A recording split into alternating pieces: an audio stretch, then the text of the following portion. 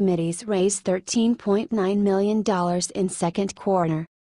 Donald Trump's campaign operation raised nearly $14 million between the start of April and the end of June of this year, drawing in significant funds from several donors without histories of giving large amounts to federal campaigns, according to Federal Election Commission records. The $13.9 million total was brought in by the Trump campaign and two joint fundraising committees set up to help raise money for Trump and the Republican National Committee. Trump's campaign reported spending $4.37 million during the quarter. At least $221,363 was at Trump businesses, including rent paid to Trump Tower and lodging at the Trump International Hotel. About half of the campaign's spending during the 3-month period, $2 million, was on digital services. In addition to Trump's campaign, the two joint fundraising committees, called Trump Victory and the Trump Make America Great Again Committee, collect money that's distributed to Trump's campaign, the RNC, and an array of state Republican parties. Individuals are allowed to give close to $450,000 to the joint fundraising committees, which distribute money across multiple committees and funding streams. The three committees combined finished the second quarter with $22.55 million on hand. The source of the funds raised by Trump's joint fundraising arms shifted dramatically in recent months. While only $1.51 million of the committee's revenue came from donations of $200 or more between January and April 2017, about $7.48 million of the money raised this quarter was in the form of larger donations. The biggest donations given to Trump Victory and Trump Make America Great Again came from donors with limited histories of giving to Trump. The top donors, Lianbo Wang and Sherry Lee of Oyster Bay, New York, gave a combined $600,000 to Trump Victory. Lee and Wang are spearheading a New York real estate project called China City of America that has for years worked to build housing in the Catskill Mountains that would allow Chinese investors to gain U.S. visas through the controversial EB-5 visa program. Additionally, a California-based couple listed as Ben and Lily Tang donated $300,000, and a donor named Dan Adams in South Carolina donated $100,000. Though Lee and Adams donated to Trump-related causes during the 2016 election, none of these donors had given more than $50,000 to a Trump cause, according to FEC records. The joint fundraising committees transferred $980,000 to the RNC. More than a dozen state parties also received transfers from Trump's committees, including the Republican parties of Minnesota, Missouri and West Virginia.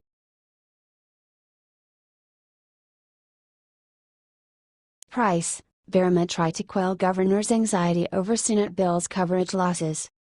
The Trump administration tried to reassure governors Saturday that funding in the Senate's Obamacare repeal bill and administrative flexibility would prevent people from losing coverage if the legislation becomes law.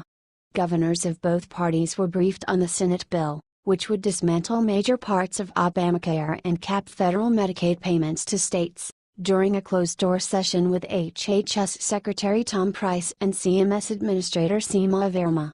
A handful of GOP governors after the roughly 2-hour meeting said they were reassured by the administration's description of flexibility HHS and CMS has at its disposal. But other Republicans and Democrats did not appear to be swayed and were no closer to supporting the Senate legislation. "We as governors are the closest representatives to the people," said Nevada Governor Brian Sandoval, a Republican who has been the target of a full-court press from the White House to support the Senate bill, in hopes that it will bring along uncommitted Republican Senator Dean Heller. "I am struggling to validate the numbers that are being presented to me by the administration versus what I'm hearing from independent experts, what I'll likely hear from the CBO, what I'm hearing from back home," said Sandoval, who chuckled when asked whether any minds had changed, saying likely not. The Senate bill unwinds enhanced federal funding for Obamacare's Medicaid expansion and sets spending caps for overall Medicaid funding and strict limits on their growth, something that has alarmed many GOP and Democratic governors. "From my perspective, I'm no more comfortable about what this next bill is," said Montana Democratic Governor Steve Bullock. "Flexibility without funding is a meaningless thing. Administration officials on Saturday also disputed initial estimates from the nonpartisan Congressional Budget Office that 22 million people would lose coverage under the Senate bill by 2026, including roughly 15 million from Medicaid, according to individuals in the room. CBO early next week is expected to release an updated estimate on the latest version of the Senate bill, which bolstered private insurance subsidies for low-income people and added billions of dollars for opiate addiction treatment, among other changes. Verma discussed how the Senate bill's tax credits for private insurance and billions of dollars in funding to stabilize insurance markets would reduce coverage losses, in addition to a variety of waivers that CMS can grant to states. The State Stability Fund in the bill now has $182 billion. The administration is arguing that everyone will still have coverage, just through the private insurance market, Sandoval said. I think one of the takeaways is that the way this problem is going to get solved is the governors innovating at the state level, said North Dakota Governor Doug Burgum, a Republican. Anytime that you move towards more state flexibility in a market that's this dynamic, then that's a step in the right direction.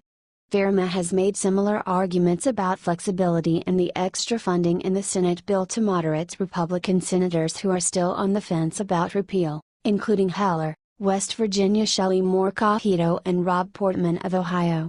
But governors were presented stark figures from independent experts showing how the Better Care Reconciliation Act would slash their federal Medicaid funds.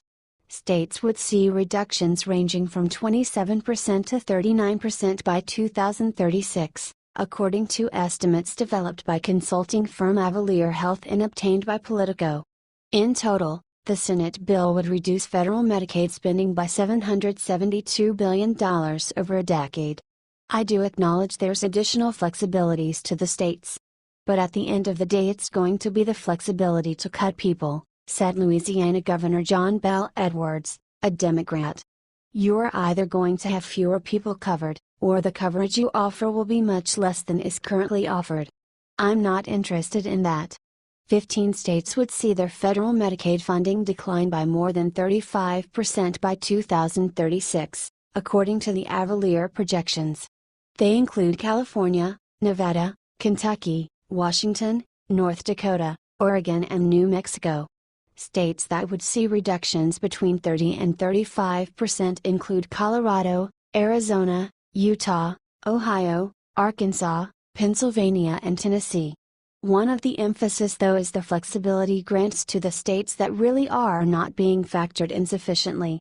That was one of the main points of discussion, said Arkansas Republican Governor Asa Hutchinson.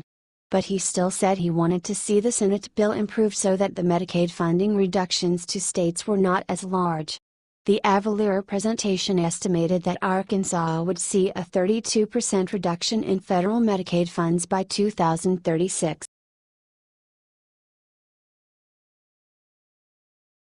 Trump becomes the star of the show at Bedminster. President Donald Trump spent much of Saturday in a glass-enclosed viewing stand alongside the 15th hole at Trump National Golf Club, giving both the press and the public a rare minute-by-minute view of his afternoon. Surrounded by aides, family and friends inside the protected fish tank of the viewing area, Trump watched the U.S. Women's Open golf tournament on a television screen in the booth with dozens of onlookers watching his every move. Though he could have watched at least some of the tournament live from the viewing stand, at least 2 holes were nearby, he opted to instead face the TV and chat with his guests, while eating what looked to be French fries. Toward the end of the day, the president appeared to briefly watch the tournament through the glass enclosure. The president seemed to delight in the adoration of the crowd, repeatedly approaching the glass to wave to gawkers outside. Guests at the club appeared to be astonished that they were so close to the president, exclaiming "I love you" and "I voted for you." One woman was so excited to see the president that she cried. The president arrived at the golf club Friday afternoon after returning from his whirlwind Bastille Day trip to Paris. It's his 4th trip to Bedminster since taking office.